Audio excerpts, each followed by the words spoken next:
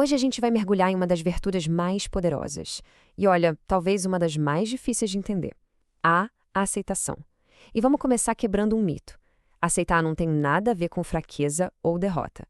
Pelo contrário, é um ato de uma coragem imensa. É a ferramenta que nos ajuda a navegar por aquelas coisas da vida que a gente simplesmente não pode mudar, principalmente as feridas que marcam a nossa história. E aí fica essa pergunta, né? Para muita gente, o passado não é só uma lembrança, é um peso de verdade. Todos nós carregamos nossas bagagens e algumas delas vêm com dores muito profundas, como o abandono ou a rejeição. Então, a questão que a gente vai explorar aqui é justamente essa. Como é que se constrói um futuro quando parece que os alicerces do passado estão todos rachados? E aqui, olha, aqui está a chave de tudo. Essa frase define perfeitamente o nosso ponto de partida. Aceitação não é gostar do que aconteceu, muito menos achar que foi certo. É, na verdade, olhar para a realidade, por mais dura que ela seja, e entender que a luta agora não é para mudar o que já foi, mas para construir o melhor futuro possível, aprendendo a lidar com a história que se tem. Agora, vamos a um ponto que é fundamental. A gente precisa separar duas ideias que parecem primas, mas na verdade vivem em planetas diferentes. Vamos entender a diferença gritante entre aceitar e se conformar, porque é exatamente aqui que a verdadeira força aparece. E esse quadro aqui deixa tudo muito claro, né? O conformismo é passivo. É o lugar da vítima, daquela pessoa que aponta o dedo para todo lado e se recusa a sair do lugar.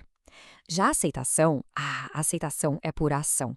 É tomar as rédeas, assumir a responsabilidade pela própria vida, focar a energia no que dá para mudar e, com uma sabedoria enorme, acolher aquilo que é imutável.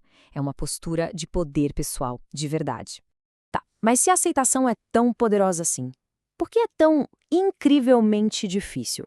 Por que a gente se agarra com unhas e dentes a uma dor, a um passado, mesmo sabendo que aquilo faz mal?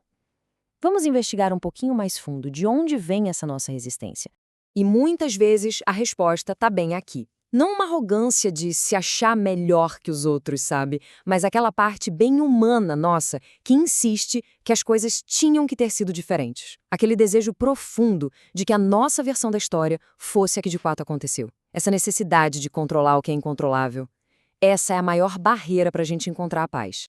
E o que é muito interessante nessa análise é como ela conecta essa necessidade de controle a dores bem específicas. A fonte aqui aponta que uma experiência tão devastadora quanto o abandono na infância pode criar uma necessidade quase vital de controlar tudo ao redor, quase como uma forma de se proteger. Esse mecanismo de controle é, no fundo, um sistema de defesa, uma armadura. É a nossa mente tentando, de forma inconsciente, garantir que aquela dor da rejeição, do abandono, nunca mais se repita. A lógica é mais ou menos assim. Se eu mantiver tudo sob meu comando, eu nunca mais vou ser pego de surpresa pelo sofrimento. O problema é que a vida não se submete ao nosso controle, e essa busca acaba gerando muito mais ansiedade do que paz. E agora a gente chega no coração da nossa análise, no ponto onde a transformação de verdade pode começar. É aquele momento em que a gente para de lutar contra a própria história e começa a olhar para ela de frente. A cura não é apagar o passado, mas sim colocá-lo no seu devido lugar. Essa frase, ela é o ponto de virada. A libertação de verdade não está em esquecer.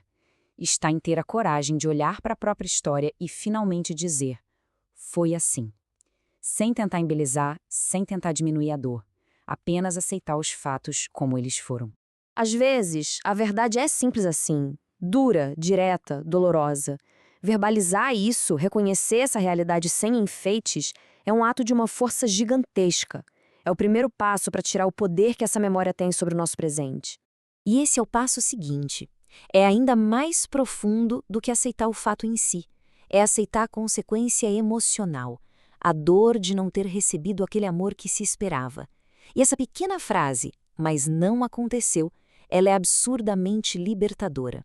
Ela cria uma fronteira clara entre o que a gente sonhava e o que foi a realidade. E aqui o ciclo da dor se fecha. Essa é a declaração de paz com a própria jornada. Aceitar a vida como ela foi, como a gente já disse, não é aprovar a dor. É parar de gastar uma energia preciosa lutando uma guerra contra algo que já terminou. É o que nos permite finalmente respirar fundo e seguir em frente. Ok, Depois desse mergulho todo no processo de cura, vamos virar a chave, porque aceitar não é um ponto final, é um ponto de partida. Vamos ver agora como a gente pode transformar essa virtude em uma habilidade prática, uma ferramenta para construir um futuro novo a partir de agora. Esse modelo, famoso chá, é fantástico porque ele desmistifica essa ideia de virtude. Aceitação não é um dom, algo que a gente tem ou não tem. É uma competência que pode ser desenvolvida.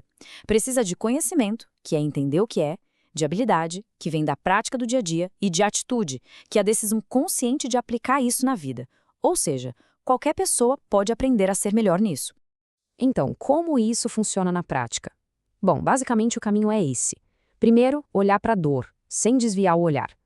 Segundo, declarar para si mesmo que o que passou, passou. E terceiro, que é o passo mais transformador de todos, canalizar toda aquela energia que antes ia para a lamentação, para a luta, e focar ela no que se pode construir hoje. E esse é o grande prêmio. O ponto crucial é que aceitar o que não pode ser mudado nos liberta. Liberta para a gente poder viver o agora, para estar presente de verdade e, talvez o mais importante, nos liberta para enxergar e abraçar as pessoas que estão na nossa vida hoje, oferecendo amor e presença. Seja um amigo, um parceiro ou até mesmo um padrasto que escolheu estar ali. Que afirmação poderosa para guiar essa nova postura, hein? Aceitar o que passou abre espaço. Abre a porta para novos capítulos, para novas relações baseadas no que elas são de verdade e não na sombra do que faltou lá atrás. É uma declaração de que a história que passou não precisa ditar a história que ainda vai ser escrita. E a gente termina com essa provocação.